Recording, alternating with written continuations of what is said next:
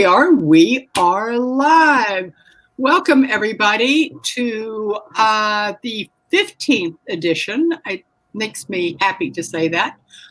From Our House to Yours, I am Virginia Amos. I am a realtor with Coldwell Banker in Old Town Alexandria. And today, I'm really excited to have two women with us who have a fascinating concept dealing with speech, with communication, and with literacy with children. And it's called Speech of Cake. Yeah. Okay. So we have Leigh Hutchison with us at the top of the screen, and at the bottom we have Courtney Overton. So I'm going to turn it over to you all and let you introduce yourselves and start telling us a little bit about this fabulous concept. Sure. All right, do you want me to go first, Court, and then you can go into your bio? So my name is Leigh Hutchison. I am currently a kindergarten teacher for Fairfax County Public Schools, and I teach at Waynewood Elementary School in the Mount Vernon area, just down the road from Old Town. And that's actually where Courtney and I met. I, at the time, was a special education teacher, and Courtney was a speech and language pathologist, and we were sharing a classroom. And we both noticed that the students that I was helping with reading and phonics and spelling, comprehension, were all kind of the same students that Courtney was seeing, but with speech and language difficulties. And so we combined our forces a little bit, and Courtney can go into what that looked like. But that's sort of my background. I've been at Waynewood for 6 years now. I went to University of South Carolina to get my degree in elementary education, and then came to the DC area to get my master's in special education. And I've been here ever since. So let me just, did I hear you say the word phonics? Yes. Oh, that's so exciting. I grew up learning phonics when I was like 3rd, 4th grade. And I swear it turned me into a lifetime reader. I mean, I really learned how to sound out words and the comprehension. And I think wasn't there a whole era where phonics was not taught? Yes. Yeah. And we've gone back to, research has shown that phonics-based learning is the best way to teach kids how to read. I'm so excited. I'm so excited. Okay, Courtney. Okay, hi, I'm Courtney Overton. I am also with Speech of Cake. I'm the speech language pathologist of the half. And Leigh and I did meet at Waynewood Elementary in Alexandria, where we shared a classroom, and we started to see that same overlap, like you said, with reading and writing, and then speech and language. We saw that the students that had difficulty with the oral piece also had difficulty with the written piece. And also, as Leigh mentioned before, when we're talking about phonics is all about letter sound correspondence. Mm-hmm. So if you don't understand that correspondence, there may be a breakdown there. Maybe you have a speech disorder where you can't pronounce the sound correctly, or you may have some other breakdown along the cycle. And so we work very well together in tackling it from both sides. So that's really exciting. And then in terms of my educational background, I graduated from the University of Pittsburgh, and that's where I got my undergraduate degree. And then I moved to Boston, and I got my master's at Emerson College. And right now I'm in the 4th year of my doctorate program. Wow. Yeah, so I'm getting my doctorate in literacy because I learned so much about speech and language disorders. And then once I started working in the schools and I saw that students with dyslexia also had issues with speech sounds, then that got my brain tickling and wondering about that overlap. So then I went back to school 4 years ago. So hopefully graduating in 2022 and that is just exciting to be able to bring that knowledge to the business and continuing our education.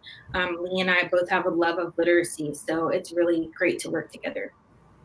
Oh, that sounds, that's so inspiring. I am such a huge reader that it pains me to think that there are people who cannot and do not read. It's painful. I don't know how you go through life not, being able to enjoy reading. So how does the cake come in here? So in October of 2016, that's when we founded the business, and that is right around my birthday. And it was really exciting to start to come up with different words, and I love comedy and improv and different puns and things like that. So I started thinking of catchy names that would also cater to a pediatric population, that it would be fun and playful. So I said, well, piece of cake, that's a pun, an idiom that a lot of people know. And I thought it would be really catchy to replace the piece with the speech. And now we've got speech of cake. So our tagline is we make mastering communication and literacy a piece of cake. Nice. Didn't I see something on your website about somehow cooking lessons were involved? That is true, yes. Leigh, you want to talk about that? So when Courtney and I were working together in the same school building before Speech of Cake actually started, the way that we integrated speech and language and reading and writing and comprehension was that we held cooking classes together. So all of our students, it was a mixed group, some kids with mild disabilities like ADHD or a learning disability, to students with Down syndrome and severe autism. We all had all the kids included, and we would make different recipes in the classroom. So that was how the cooking piece came into play too. We don't do cooking as much anymore. We would love to though. Yeah, the cooking classes were so important for students that have difficulty following directions. They were able to read, which is a skill that they were learning, sequencing, and then the students that were working on their articulation skills, we had them read specific words, specifically those words that they had difficulty in that we may have practiced earlier that week in a one-on-one or smaller group session. So the cooking piece was just a game changer because we were able to incorporate so many skills all at once with, like Leigh said, a plethora of different kids, all ages and all levels of ability. So then that's when we started to say, maybe we can do this outside of school, especially for the students that do not qualify for the extended school year program with the school system. They may fall behind because they're not continuing on with their education through those summer months. And that's where we come in and we're able to continue that education, working on the speech, language, and literacy skills as a whole group. What is the youngest age student or individual that you would work with? So right now, the youngest student we have at our camp is 4 years old. Oh, goodness. 4-year-olds. But they have to be potty trained.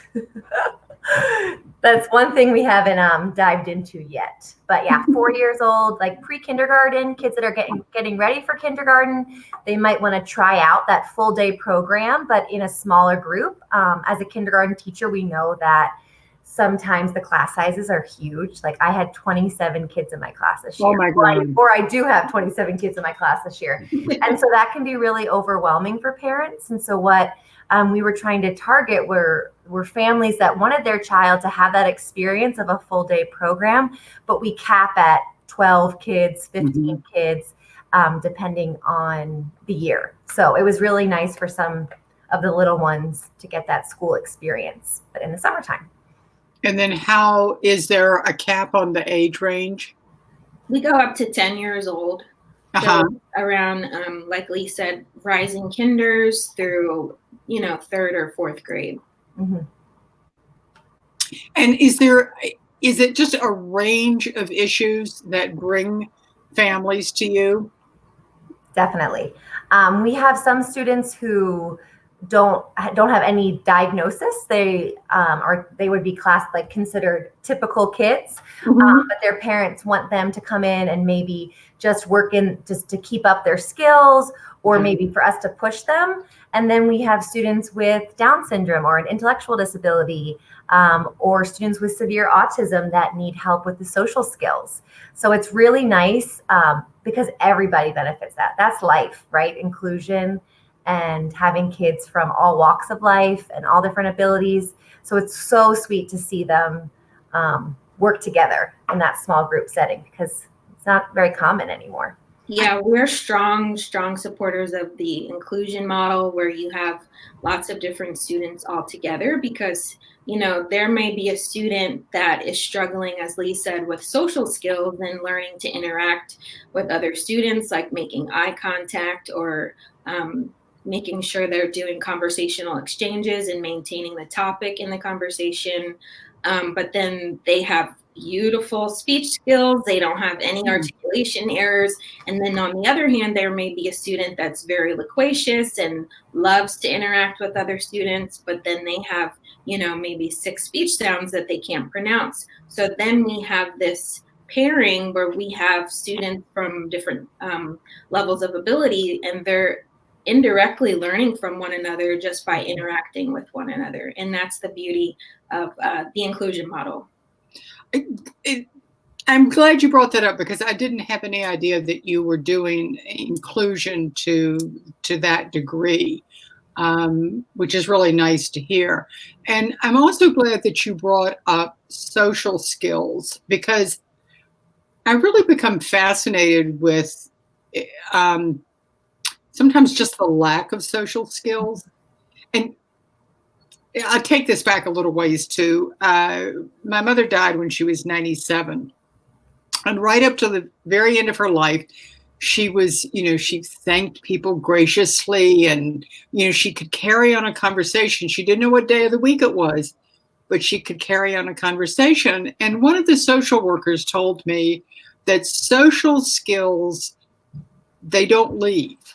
That they stay with you.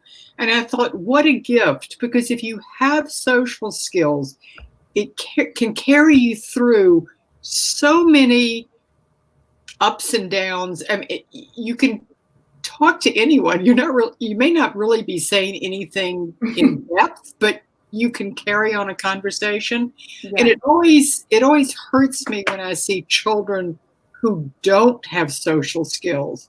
And I just think that life is going to be so much harder for them because of that.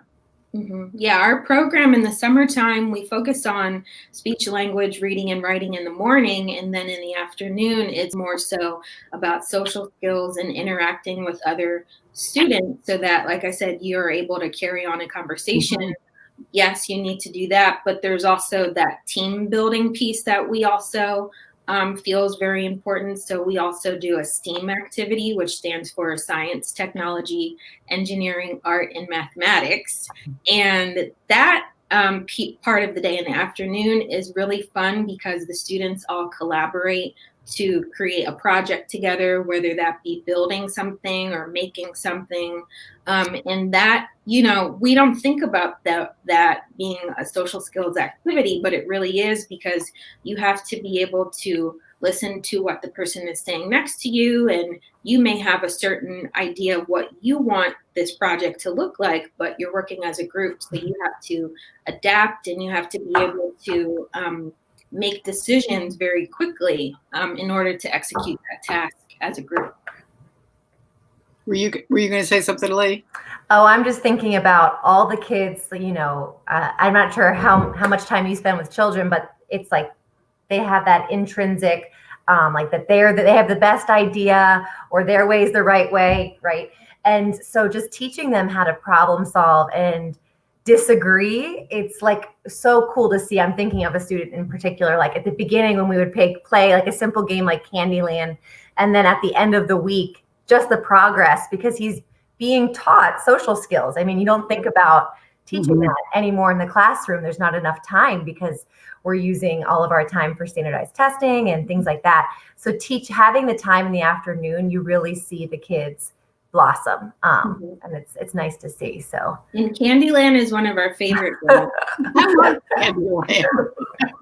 And that game is important for turn taking, not conversational turn taking, but taking turns in the game.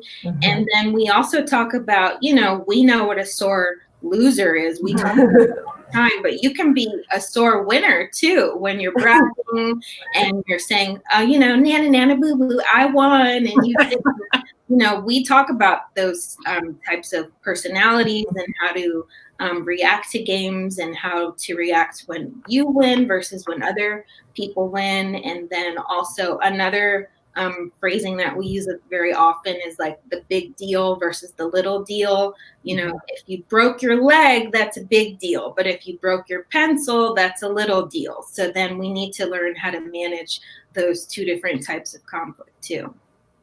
Interesting.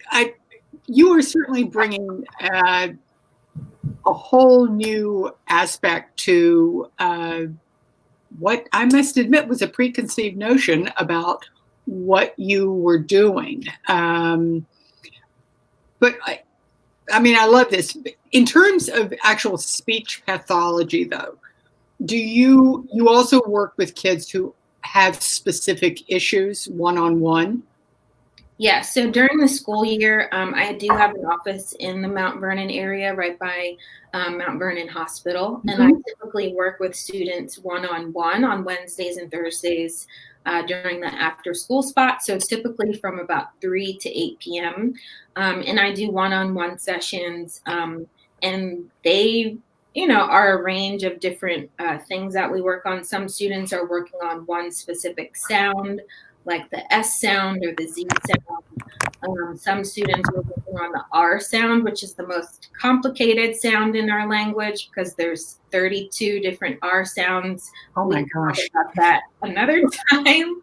And then other students, I'm working on reading and writing skills too, teaching them how to decode, which is that letter sound correspondence, phonics, that we talked about earlier.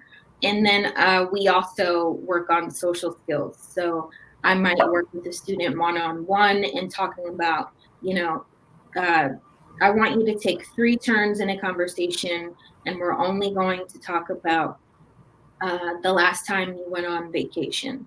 So, some students may want to talk about other topics or they have difficulty maintaining the topic. So we practice that in a one-on-one setting too. And then I'm always providing feedback in the waiting room immediately after the session so that parents understand what we worked on. And I provide feedback and homework so that they can continue to carry over those skills, when they leave the office and go back into the real world. And we also conduct tutoring sessions throughout the school year as well, one-on-one in student homes. But you're strictly in the classroom, correct? I have a private practice office. Right. I knew you, but you're. Oh, but Leigh, yes. Leigh, you're in the classroom. Yeah. Earlier in the week, I was, of course, Annie Glenn died. And she just, to me, at least growing up kind of in that era with the astronauts, she brought such a recognition to the problem of stutterers and she was profoundly crippled by that for so long. And then once she got the help she needed, really blossomed into a whole new personality and became quite the face, if you will, of that population. Yeah, she's been a very strong advocate in the stuttering world, as you said. And I attend the American Speech, Language, and Hearing Association conference, which is in a different city each November. And she was one of the speakers a few years ago. So she's very powerful, and it was sad to see that she passed away this week. But 100 years old, that was pretty amazing. So what is going on with you all now in this era where you have severe limitations on how you can be with your students. Yeah, so right now I'm seeing a few clients each week. Can you hear me okay? Yeah. Okay. My headphones went out. I'm seeing a few clients each week outside of the kindergarten classroom, some previous kids from the summertime. And so we meet one-on-one for about 30 minutes a few times a week. And Courtney's doing the same. She has her sessions in the evening virtually, of course. And we are in the process, and we've come up with a few options for the summertime. We're just waiting for the governor's orders. We've heard this week that Arlington County and Fairfax County have shut down their summer camps, the county-based summer camps. But because we are at a local church and we're private and we have 2 classrooms with a max of 15 kids and 4 staff members, we can really, we've really thought of different creative ways if we're allowed to open. So we're still just waiting. We're hoping to tell families by June 1st, since our first day of camp is the beginning of July. But oh yeah. Well, fingers crossed, because I would hate for you to lose the momentum that you have obviously built, with your students. Courtney, you were recently recognized by the Alexandria Chamber of Commerce as one of the under 40 young leaders.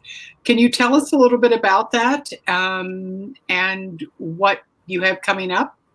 Sure. I was nominated by my 2 colleagues, Christina Royster and Ana Maria Jaramillo. They are both speech language pathologists in the DC metro area, and they both have their own private practice as well. So it was very exciting to receive the honor. And when I got the honor, I was, first thing I did was I told my husband, and then I told my parents. And they're already like, oh, we got to get our tickets for the ceremony in October. But I was recognized for my work with Speech of Cake.